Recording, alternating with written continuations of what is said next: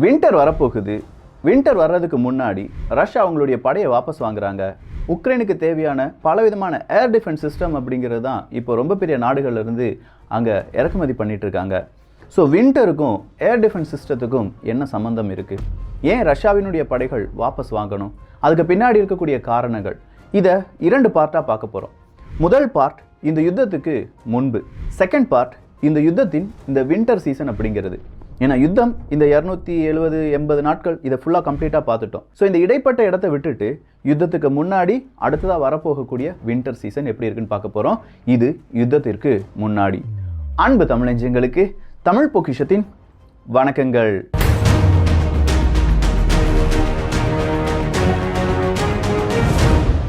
யுத்தத்துக்கு முன்னாடி இது பல நேரங்களும் நம்ம கேள்விப்பட்டிருப்போம். ஆனால் ரொம்ப சிம்பிளாக சில விஷயங்கள், இதுவரையிலும் யாரும் சொல்லாத சில விஷயங்களை நம்ம பார்க்க போகிறோம். வார்சோ பேக்ட் அப்படிங்கிற ஒரு பேக்ட் போலந்தில் வச்சு ஏற்பாடு செய்கிறாங்க. இந்த வார்சோ பேக்டில் பல நாடுகள் ஒன்றிணைகிறாங்க. சொல்லப்போனால் எல்லாருமே கம்யூனிச நாடுகள் அப்படின்னு சொல்லலாம். இது அமெரிக்காவுக்கு சுத்தமாக பிடிக்கலை. அமெரிக்கா என்ன செய்கிறாங்கன்னா, வார்சோ பேக்டுக்கு எதிராக நாட்டோ அப்படிங்கிற ஒரு அமைப்பை ஏற்பாடு பண்ணுறாங்க. இந்த நாட்டோ அமைப்பில் ஐரோப்பிய ஒன்றிய நாடுகள் கொஞ்சம் நாடுகள் இணைகிறாங்க. அப்படி இணையும் போது அமெரிக்கா என்ன செய்கிறாங்கன்னா, அவங்கவுங்க அந்த நாட்டுக்குள்ளேயே பேஸ் அப்படிங்கிறது ஆர்மி பேஸை கொண்டு வைக்கிறாங்க. ஆர்மி பேஸ் வைக்கிறது மட்டும் கிடையாது, அவங்களுடைய வாகனங்கள் இல்லாட்டி அவங்களுடைய வெப்பன்ஸ் எல்லாமே வச்சு அது நாட்டோவினுடைய வெப்பன்ஸ் அப்படின்னு சொல்லி எல்லா இடத்துலையுமே பரப்பப்படுது. ஒரு கட்டத்தில் சோவியத் யூனியன் ரஷ்யாவுக்கு எதிராகத்தான் நாட்டோ அப்படிங்கிறது உருவானது. ஸோ வார்சோ பேக்டுக்கு எதிராக நாட்டோ. அப்படின்னா வார்சோ பேக்ட் அப்படிங்கிறது எப்போ டிசால்வ் ஆகுதோ, எப்போ இல்லாமல் செய்யப்படுதோ அது வரையிலும் நாட்டோ இருக்கும் அப்படின்னு சொன்னாங்க.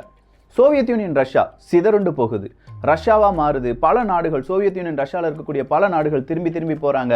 அந்த நேரம் நாட்டோ கலைந்து விட்டதா அப்படின்னு பார்த்தா இல்லை.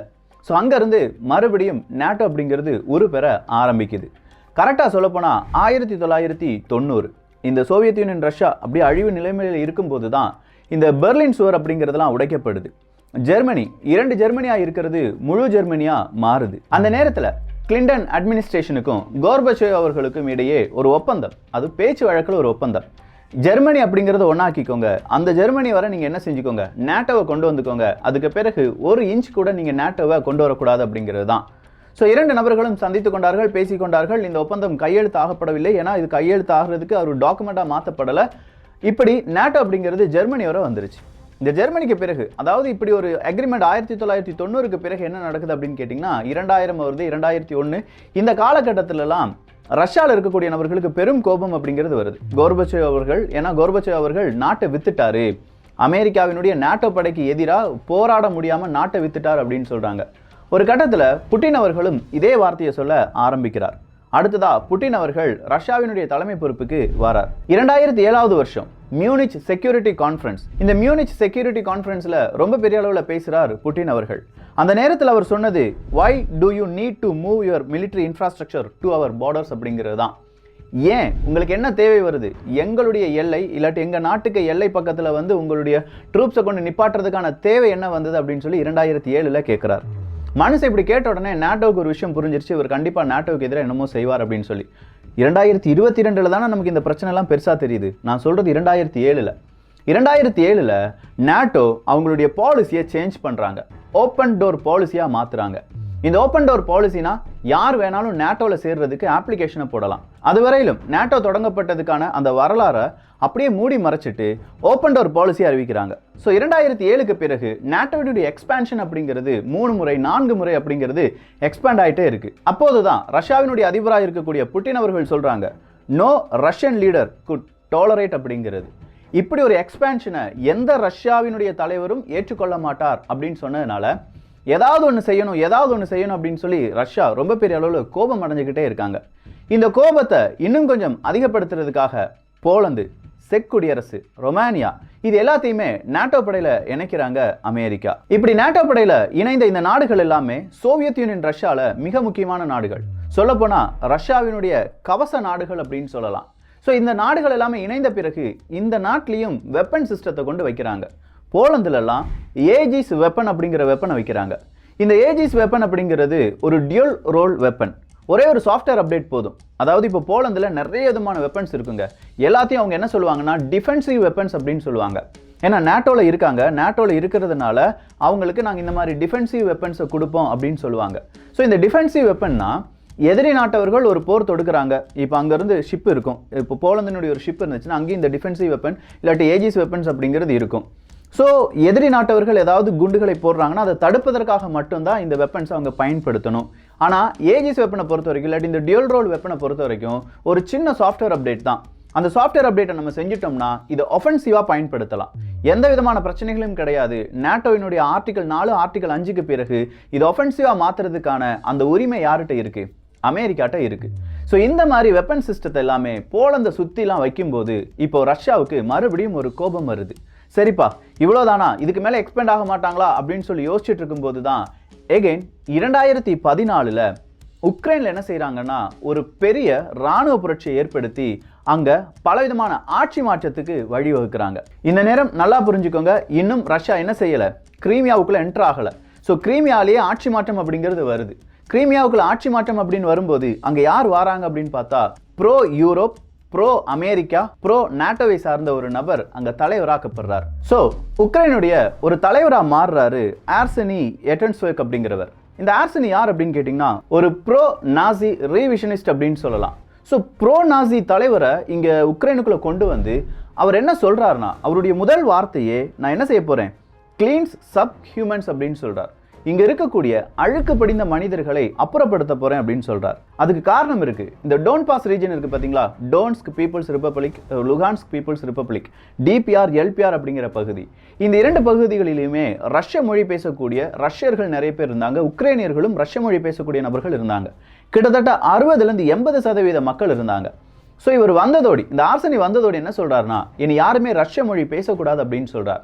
அங்கே இருக்கக்கூடிய மக்களை கொஞ்சம் குவிக்க வேண்டும், ரஷ்ய மொழி பேசக்கூடிய நபர்களை கொஞ்சம் குவிக்க வேண்டும் அப்படின்னு சொல்கிற ஒரு உத்தரவு இன்டைரக்டாக பறக்குது. யாருமே ரஷ்ய மொழி பேசக்கூடாது அப்படின்னு சொல்லும்போது அங்கே என்ன நடக்குது, ஒரு சிவில் வார் வர்றதுக்கான வாய்ப்புகளை இவரே ஏற்படுத்துகிறார். ஏன்னா ஒரு சிவில் வாரை கொண்டு வந்து அந்த சிவில் வார் வழியாக அங்கே இருக்கக்கூடிய ரஷ்ய இனத்தவர்களை முழுவதுமாக அழிக்கணும். இதுதான் இவங்களுடைய பிளான். நாசி படைகள் எப்படி யூதர்களை கொன்றாங்களோ அதே மாதிரி இப்போ இருக்கக்கூடிய உக்ரைனுடைய இந்த படை ரஷ்யர்களை அழிக்க திட்டம் போடுறாங்க.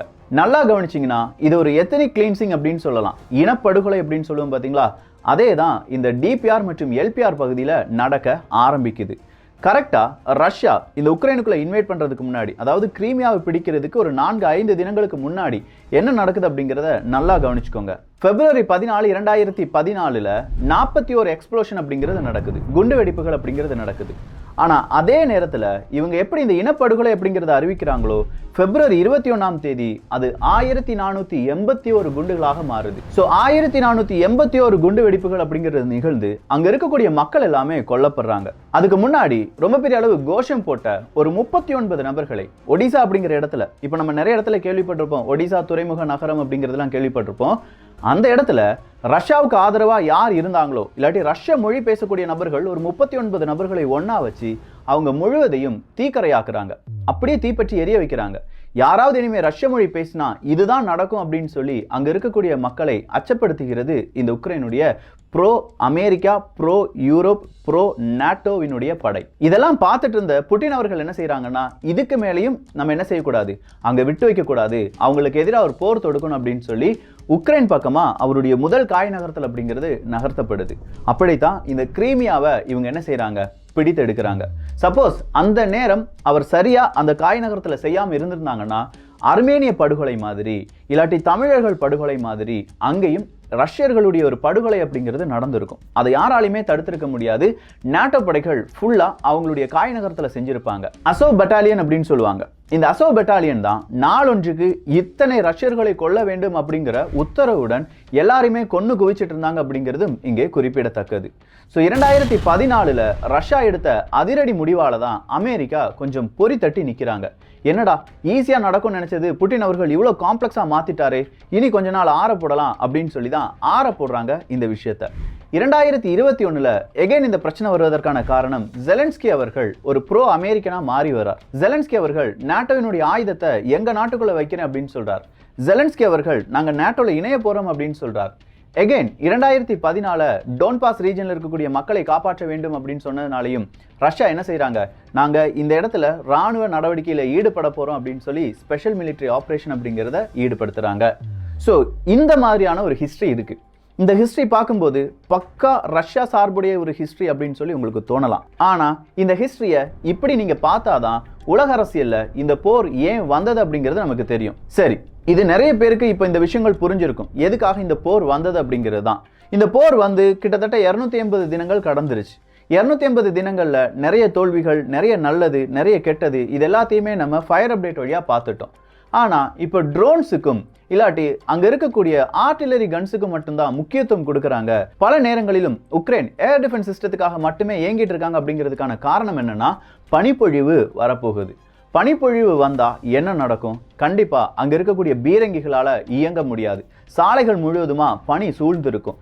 சாதாரண கவச வாகனங்கள் கூட அது வழியா போக முடியாது. அப்படின்னா எந்த வழியா மட்டும்தான் அட்டாக் பண்ண முடியும்?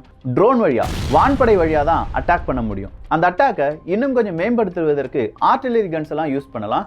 இதை தடுப்பதற்கு ஏர் டிஃபென்ஸ் சிஸ்டத்தை உக்ரைன் பயன்படுத்தலாம். ஆனா ஏன் இப்போ ரஷ்யா இந்த வின்டர் சீசனுக்கு முன்னாடியே கர்சன் பகுதியில இருந்துலாம் அவங்க படையை வாபஸ் பெற வச்சாங்க? அதுக்கு பின்னாடி இருந்த சில பல வரலாறு இருக்கு. நெப்போலியன் வரலாறு இருக்கு, ஹிட்லர் வரலாறும் இருக்கு. இவங்க 2 பேர் வரலாறையும் பார்க்கும்போது, இல்லை இதை படிச்சிருப்பாரா புட்டின் அவர்கள், அதனால தான் இவர் இப்படிலாம் முடிவெடுக்கிறாரா அப்படிங்கிற ஒரு வியப்பான செய்தியை உங்க முன்னாடி அடுத்த பாகத்துல கொண்டு வர போறேன். ஸோ எல்லாருமே அடுத்த பாகத்துக்காக காத்திருங்கள். சீக்கிரமா, ரொம்ப சீக்கிரமா அடுத்த பாகமும் வெளியாகும். ஸோ இந்த ஒரு காணொலி பற்றி உங்களுடைய கருத்துக்கள் இங்கே வரவேற்கப்படுகின்றன. எல்லோரும் தமிழ் பொக்கிஷத்தில் இணைந்திருங்கள். நல்லதை பகிர்ந்து நல்ல சமுதாயத்தை உருவாக்குவோம். நன்றி, வணக்கம்.